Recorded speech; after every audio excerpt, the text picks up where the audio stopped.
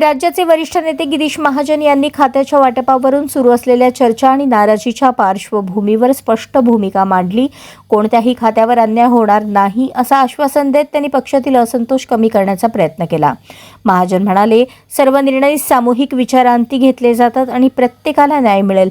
अलीकडेच मंत्रिमंडळ विस्तार आणि खाते वाटपानंतर काही नेते नाराज असल्याची चर्चा आहे, मात्र महाजन यांच्या या वक्तव्यानंतर गोंधळ थोडाफार शांत होण्याची शक्यता आहे। लाडकी बहीण योजनेसाठी पुन्हा सामाजिक विभागाचा निधी जो इथं वळवलेला आहे 410 कोटी। मला वाटतं या खात्यामध्ये असं नाही आहे, निधी वळवला जातो पुन्हा त्या खात्यात दुसऱ्या खात्यातून दिला जातो। हे एक टेक्निकल बाब आहे, मला तांत्रिक बाब आहे। त्याच्यामुळे सगळे एखाद्या खात्यातून सगळे पैसे काढून घेतले दुसरीकडे गेले असं होत नाही। मला वाटतं पुढे ॲडजस्टमेंट झालं की त्या खात्यामध्ये पैसे टाकले जातील। हा निर्णय वित्तमंत्र्यांनी घेतलेला आहे, मुख्यमंत्री मोदयांनी घेतलेला आहे, पण कुठल्याही खात्यावर अन्याय होणार नाही।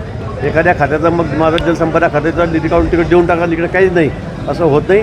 त्या खात्यामध्ये पैसे किती आहेत ते ठरलेलं आहे, बजेट ठरलेलं आहे आणि त्या खात्याला तेवढे पैसे मिळणार आहेत।